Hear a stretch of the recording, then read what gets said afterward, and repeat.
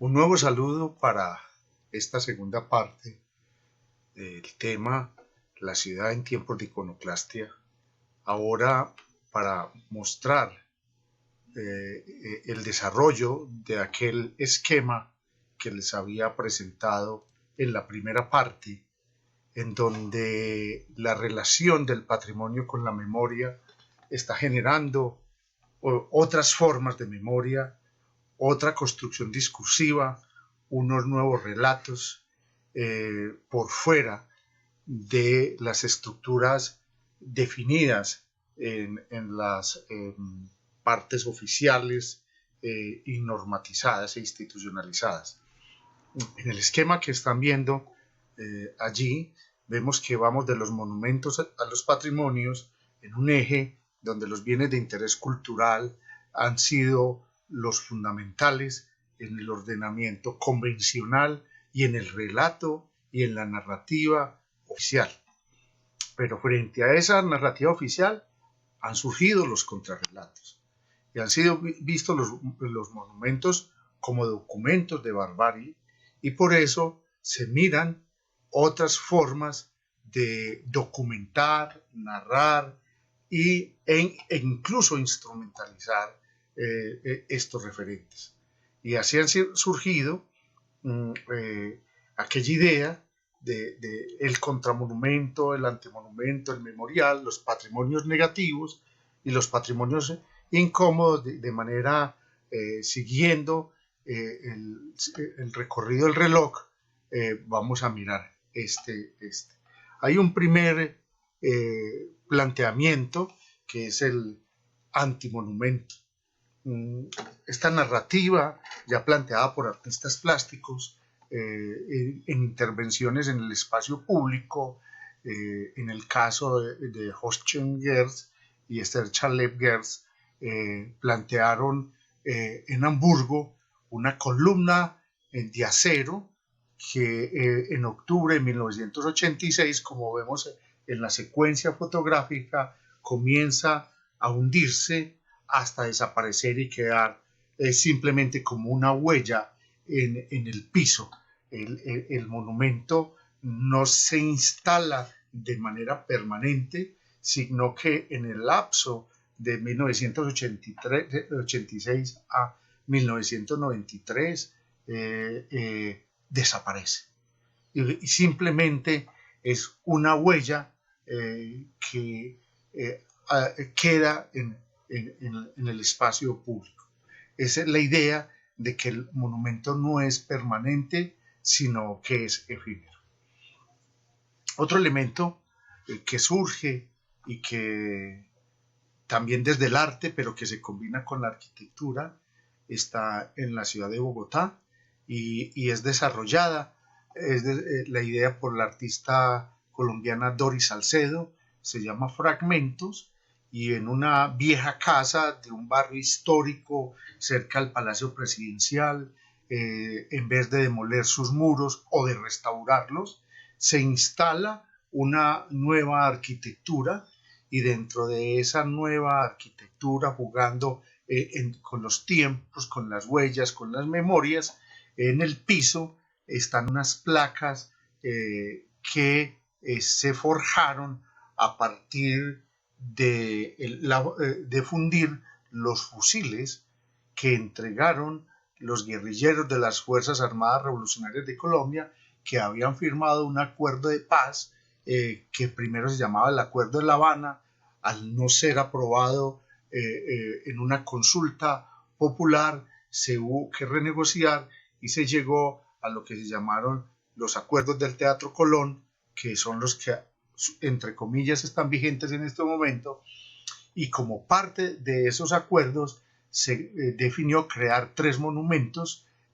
uno para instalar en La Habana, sitio de negociación, otro en la ONU, en la Organización de Naciones Unidas en Nueva York, y este de la ciudad de Bogotá, que hace el artista Doris Salcedo en medio de una intervención arquitectónica. Entonces, con los fusiles fundidos se hacen estas placas que se martillaron y que fueron trabajadas con víctimas del conflicto, y genera esta superficie de inscripción con una narrativa bastante evocadora, silenciosa, dura, que nos habla de ese tránsito de la guerra a la paz, pero sobre todo todas las huellas que quedaron inscritas en esta superficie, en donde ya el monumento no es un acto de exaltación pública de un gran personaje, sino que el relato y la narrativa se pasa hacia las víctimas.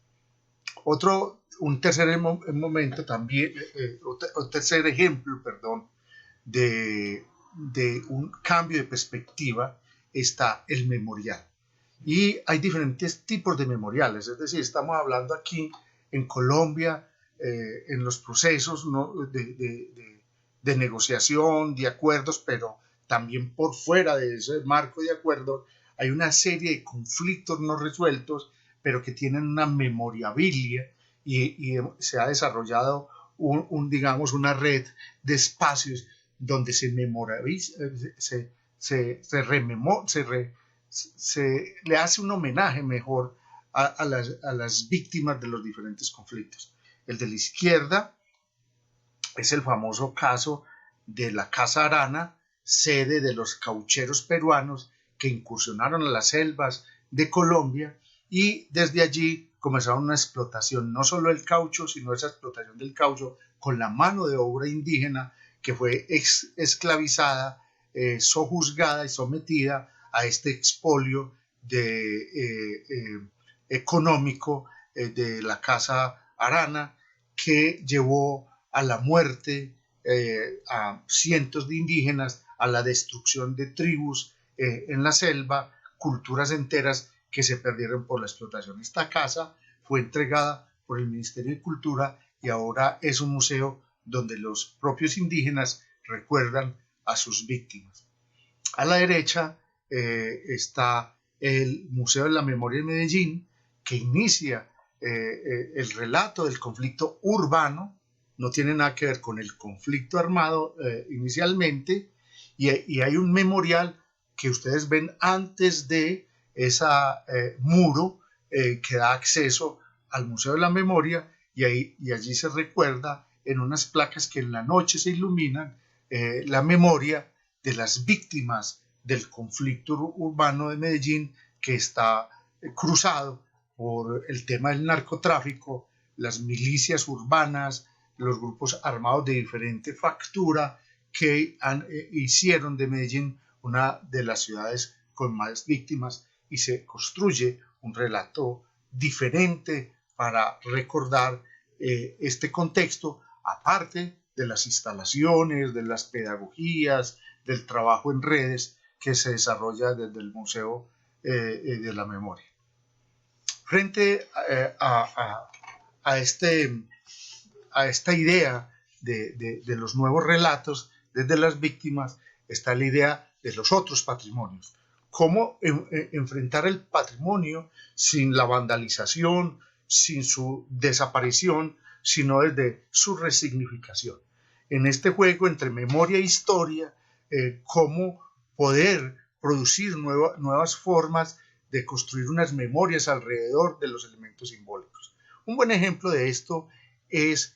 la resignificación del monumento a Fernando VII, que estaba en la Plaza de Armas, que como pueden observar ustedes en este grabado, y se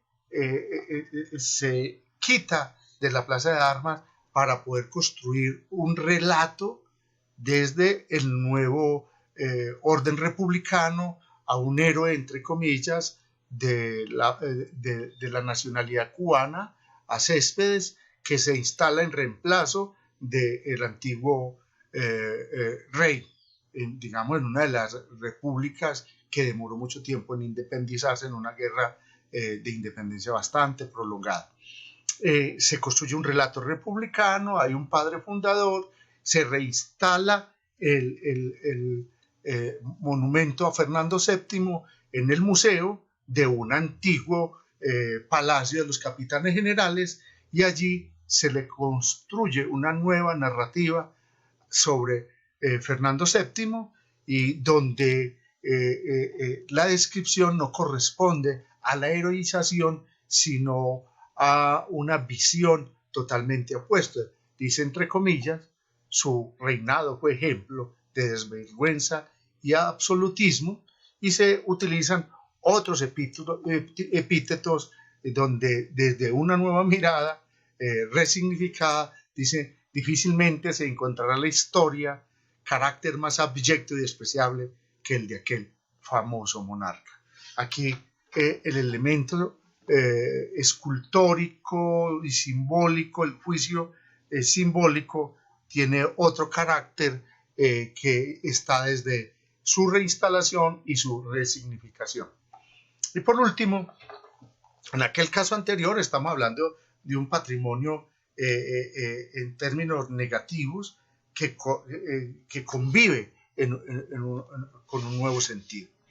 Y aparece, en nuestro caso, hablamos de patrimonios incómodos para hablar de otras formas de memorizar narrativas y conflictos urbanos. Uno de ellos es una enorme discusión que hubo en la ciudad de Medellín, donde,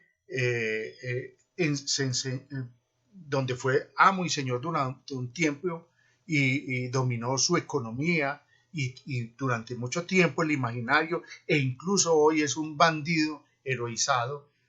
Pablo Escobar, y había un edificio donde vivió su familia que se llamaba el edificio Mónaco y se definió demoler. Esa demolición generó una discusión entre quienes consideraban que era necesario desaparecerlo y entre quienes considerábamos que no era necesario demolerlo y que por el contrario podía ser resignificado para hacer un museo de las víctimas del narcotráfico. Se impuso una línea oficial creando una nueva narrativa y el 22 de febrero, en un acto público transmitido por redes, por televisión, con asistencia de numerosos invitados, se implosionó el edificio, pero esto estaba conectado con otros elementos como una campaña que se llama Medellín abraza su historia por redes sociales y otra serie de narrativas. Y antes de demoler el edificio se comenzó a narrar desde las víctimas, cubriendo esta fachada, y en el espacio que ocupaba el edificio se construyó el Parque Inflexión, que mediante un concurso público fue desarrollado por unos jóvenes arquitectos. Parque Memorial Inflexión se llama, donde en algunos elementos, como un gran muro, se pusieron los nombres de las víctimas y se colocaron luces para, digamos, en reemplazo del edificio, se hace un homenaje a las víctimas. Obviamente estoy narrando en este momento ese supuesto relato oficial que se pone del lado de las víctimas, pero que consideramos que no fue suficiente, sino que la demolición del edificio era una manera clara de borrar un pasado ignominioso que no se había explicado lo suficiente y que con una memorabilia no era factible, digamos, solucionar las graves problemáticas derivadas de este horror que vivió la ciudad durante mucho tiempo. Y en este momento avanzamos en unas discusiones alrededor de lo que se genera posteriormente a la desaparición de este edificio. Con estos ejemplos simplemente pongo en debate para que discutamos algunos elementos sobre esas relaciones entre la memoria oficial instituida, el nuevo relato construido y la falta de marcos explicativos y de reflexión desde la historia, desde unas verdades objetivas, unos elementos críticos que puedan explicar la fenomenología de los procesos sociales en el marco de un contexto urbano en donde hay unos elementos de significación simbólicos que quieren perpetuar un referente de un contexto producido en un momento dado, pero que con el tiempo cambian y evolucionan y que es necesario aproximarnos con mayor rigor a él.